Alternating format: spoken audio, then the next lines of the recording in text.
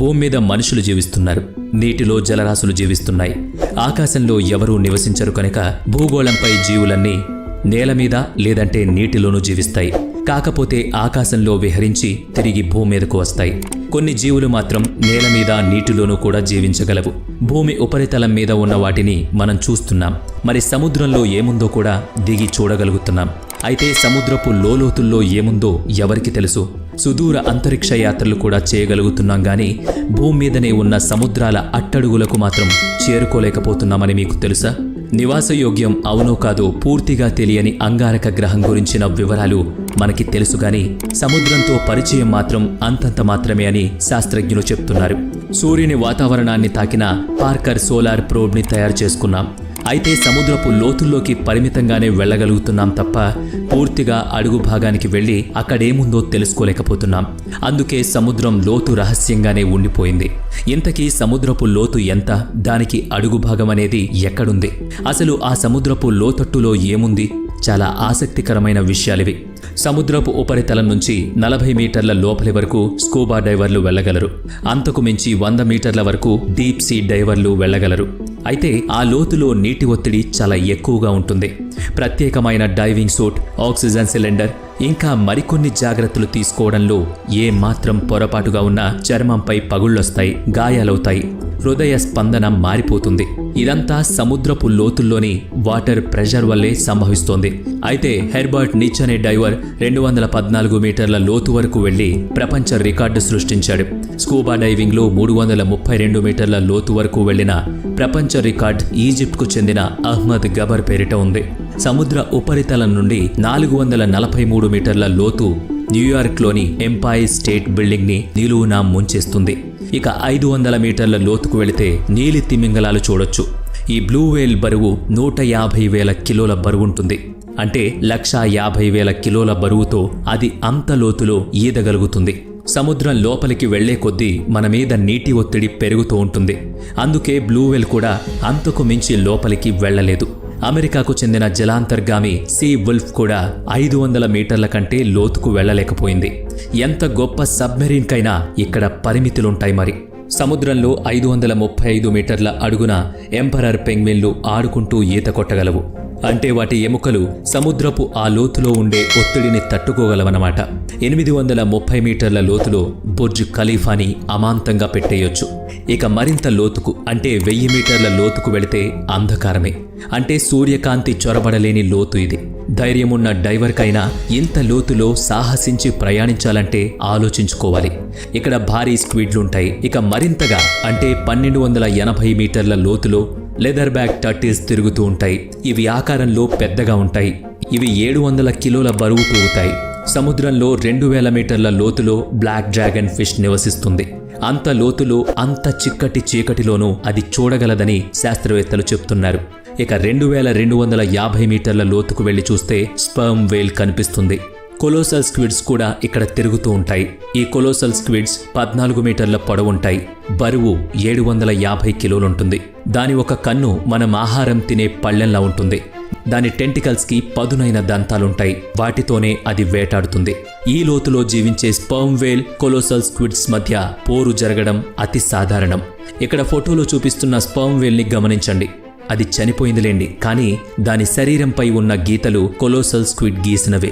ఇక సముద్రంలోని 3800 మీటర్ల లోతులోనే టైటానిక్ శిథిలాలున్నాయి. 4000 మీటర్ల లోతు నుండి అబిసల్ జోన్ మొదలవుతుంది. Fin tooth viper fish, angler fish వంటి జీవులు ఇక్కడ నివసిస్తుంటాయి. ప్రకృతి చమత్కారం చూడండి. కన్ను పొడుచుకున్న కానరాని ఆ అంధకారపు సముద్రపు లోతులో ఉంటున్న యాంగ్లర్ ఫిష్ తల మీద టార్చ్ వంటి అవయవం ఉంటుంది. దాన్నుంచి వచ్చే కాంతితో అది చూడగలుగుతుంది. అంతేకాదు, అంతటి లోతులో జీవిస్తున్న జీవుల శరీరాల్లో ఏదో రూపంలో వెలుతురు పుడుతుంది. దీన్నే మనం బయోల్యూమినిసెన్స్ అని పిలుస్తున్నాం. ఈ కాంతి ఇన్ఫ్రారెడ్ కాంతి, అంటే మనిషి కంటికి కనిపించే వెలుతురు కాదన్నమాట. ఇంకా మరింత లోతులో 4781 మీటర్లకు చేరితే రెండో ప్రపంచ యుద్ధంలో మునిగిపోయిన యుద్ధ నౌక శకలాలు కనిపిస్తాయి. అయితే సముద్రం అడుగున ఏముందో తెలియాలంటే ఇంకా లోతుకు వెళ్ళాలి. అలా 6000 మీటర్ల లోతులో హడల్ జోన్ మొదలవుతోంది. ఇంత లోతులో మానవుని మీద నీటి పీడనం ఎంత ఉంటుందో ఊహించగలరా? మనిషి వీపు మీద జంబోజెట్ విమానాన్ని పెడితే ఎలా ఉంటుందో అలా ఉంటుంది. అక్కడి నుంచి 6500 మీటర్ల లోతు వరకు యుఎస్ తయారు చేసిన రీసెర్చ్ సబ్మెరీన్ మాత్రమే వెళ్ళగలదు. దీన్ని డిఎస్వి అల్విన్ అని పిలుస్తారు. ఈ సబ్మెరీన్ ద్వారానే టైటానిక్ అవశేషాల ఉనికి లోకానికి తెలిసింది. ఆపై 8848 మీటర్ల లోతులో ఎవరెస్ట్ పర్వతాన్ని కూడా కనిపించకుండా దాచిపెట్టేయొచ్చు. 1960లో డాన్ వాల్ష్, జాక్స్ పికార్డ్లు 10,916 మీటర్ల లోతు వరకు వెళ్ళొచ్చారు. అక్కడ వీరు ప్రయాణిస్తున్న సబ్మెరీన్ దీపాలు వెలుతురు తప్ప వేరే కాంతి లేదు. అప్పుడొక భారీ ఆకారం కలిగిన జీవి ఏదో వీరి వాహనాన్ని వెంబడిస్తూ వచ్చిందట. నీటి పీడనానికి సబ్మెరీన్ ఒకచోట పగులు ఏర్పడింది. ప్రమాదాన్ని గ్రహించి వారు నీటి ఉపరితలానికి తిరిగొచ్చేశారు. దాంతో వీరిని వెంబడించిన జీవి వివరాలు తెలియకుండా పోయాయి. ఇక సముద్రంలో 11,000 మీటర్ల లోతులో మరియానా ట్రెంచ్ ఉంది. దీన్నే సముద్రాల్లో అతి లోతైన ప్రాంతంగా చెప్తారు. ఛాలెంజర్ డీప్ అని దీనికి మరో పేరుంది. మనిషి చేరుకున్న అతి లోతైన సముద్ర ప్రాంతమిది. అయితే సముద్రం ఇంకా లోతుంది. కానీ ఇప్పటిదాకా అయితే ఎవరూ ఆ పరిధిని దాటి మరింత లోతుకు వెళ్లలేదు. అయితే ఈ లోతుల్లో ఎన్నో ప్రమాదాలు ఎదురవుతాయి. అది నీటి ఒత్తిడి మాత్రమే కాదు, అక్కడ పేరు తెలియని జీవుల నుంచి కూడా.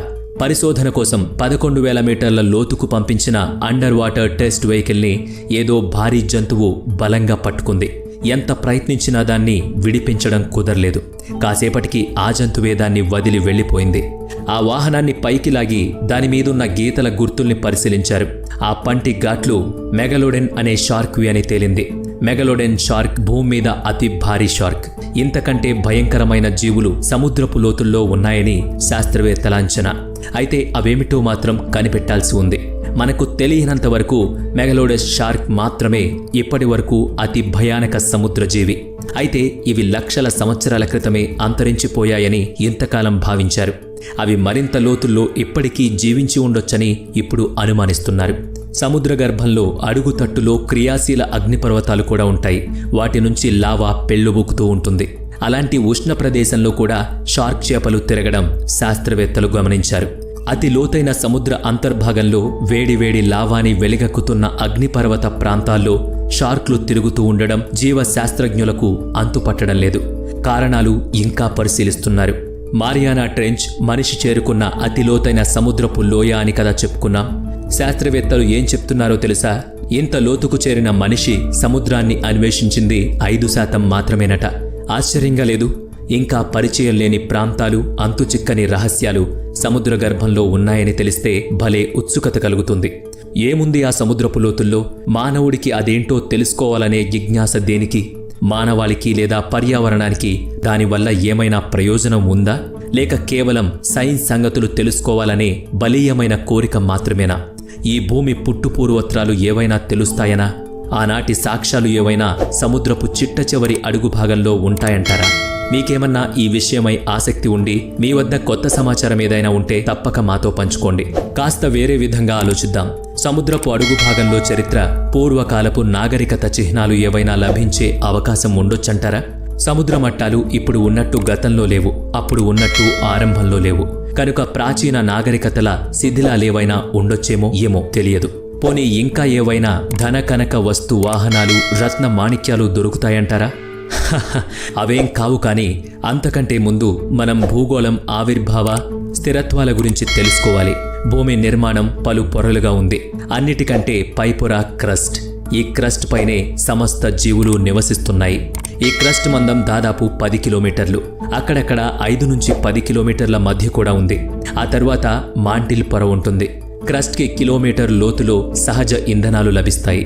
భూమిపై జీవజాలం తుడిచిపెట్టుకుపోయినప్పుడు అవి సముద్రపు అడుగు భాగానికి చేరుకుని పేరుకుపోయి డీకంపోజ్ అయిపోయి లక్షల సంవత్సరాల్లో చమురులాగా తయారయ్యాయి. అలాగని సముద్రపు అడుగున సహజమైన శిలాజ ఇంధనాలు మాత్రమే ఉన్నాయని అనుకోవడానికి లేదు. ఇంకెన్నో ఉన్నాయి. సముద్రపు అడుగున నదులు ప్రవహిస్తున్నాయని మన శాస్త్రవేత్తలు కనుగొన్నారు. ఇదెలా సాధ్యం అనేదే ఎవరైనా సాధారణంగా అడిగేది. అయితే ఇది సాధారణం కాదంటోంది విజ్ఞాన శాస్త్రం. ఎన్నో పరిశోధనలు జరిగాయి. మెక్సికో సముద్రం లోతట్టులో ఒక నదిని కనుగొన్నారు. పరిశోధకులు ఈ నదీ ప్రవాహానికి సినోట్ యాంజిలిటా అని పేరు పెట్టారు. ఇది సముద్రపు అడుగున దాదాపు 150 అడుగుల వరకు కూడా ప్రవహిస్తోంది. అయితే ఇది త్రాగునీరు కాదు, ఉప్పు నీరు. నల్ల సముద్రం అడుగున కూడా అతిపెద్ద నదీ ప్రవాహాలను కనిపెట్టారు. ఇవి సముద్రం అడుగున 150 అడుగుల వరకు గంటకు 6 కిలోమీటర్ల వేగ గతితో ప్రవహిస్తున్నాయి. వీటికి వేగం సూర్యకాంతి ద్వారాను సముద్ర అలల ప్రవాహాల ద్వారాను అందుతోంది. సరే, సముద్రం అడుగున నదులు ఎలా ప్రవహిస్తున్నాయో తెలుసా? మన సైంటిస్టులు ఆ సంగతి కనుగొన్నారు. భూభ్రమణం, సముద్ర జలాల సాంద్రత, సముద్ర జలాల ఉష్ణోగ్రతల ప్రభావంతో సముద్రాంతర్భాగ నదులకు ప్రవాహ గతి అందుతోంది. సూర్యరశ్మి సముద్ర జలాల్లో వేర్వేరు చోట్ల వేర్వేరు ఉష్ణోగ్రతలను అందిస్తుంది. భూమి నిరంతరం భ్రమణాలు చేస్తూ ఉండడం మూలంగా సముద్ర మట్టం మీద తక్కువ స్థాయిలో వాటర్ కంటెంట్ పుడుతుంటుంది. వీటి వల్ల కూడా సముద్రపు అడుగున నదులు ప్రవహించగలుగుతున్నాయి. ఇలా ప్రవహిస్తున్న నదుల్లో అతి పెద్దది అంటే పొడవైనది గల్ఫ్ స్ట్రీమ్. భూమి మీద నదులన్నిటినీ కలిపి ఒక్కటిగా చేస్తే వస్తే జలరాశి కంటే ఎన్నో రెట్లు ఎక్కువ నీరు గల్ఫ్ స్ట్రీమ్లో ప్రవహిస్తోంది. ఈ ప్రవాహాల తీరు అంతరిక్ష ఉపగ్రహాల ద్వారా కూడా గమనించబడుతుంది. సముద్రం గురించి మనిషికి 5% తెలుసనుకుంటే మిగతా 95% సముద్ర ప్రాంతంలో ఏముందో ఊహించడం, ఆధారాలను బట్టి అంచనా వేయడం మాత్రమే చేయగలుగుతున్నాం. మనకు తెలియని జీవజాలం ఏదో ఉండుండొచ్చని. అన్నీ కూడా అతి భారీగా ఉండొచ్చు. Giant tube works, vampire squids ఉండొచ్చు. ఇంకా కొత్త ఇంధన వనరులు ఉండొచ్చు. ఖనిజాలు లభించొచ్చు. ఆ సహజ ఇంధన వనరులు ఆయా దేశాల అభివృద్ధికి దోహదపడొచ్చు. ఇవన్నీ ఒకే ప్రదేశంలో ఉన్నాయని కాదు. భూమి మీద సముద్రాలు విస్తరించిన వివిధ ప్రాంతాల్లో ఆయా ప్రదేశాల్లోని లోతుల్లో హెచ్చుతగులుంటాయి. ఒక్కో చోట ఒక్కో లోతుంటుంది. అలాంటి అన్ని లోతట్టు సముద్ర జలాల్లో నివసిస్తున్న వివిధ జీవుల గురించి, అక్కడి పరిస్థితుల గురించి చెప్పుకున్నాం. మనం చూడని సముద్రపు లోతుల్లో ఏముండొచ్చని శాస్త్రవేత్తలు ఊహిస్తున్నారో ప్రస్తావించుకున్నాం. ఇక ఇప్పుడు మీకు తెలిసినవి చెప్తే మిత్రులతో పంచుకుందాం. ఈ వీడియో నచ్చితే లైక్ చేయండి, షేర్ చేయండి. అలాగే ఇప్పటి వరకు మన ఛానల్ని సబ్స్క్రైబ్ చేసుకున్నట్లయితే ఇప్పుడే సబ్స్క్రైబ్ చేసుకొని బెల్ ఐకాన్ని క్లిక్ చేయండి. నెక్స్ట్ వీడియోలో మళ్ళీ కలుద్దాం. Thanks for watching.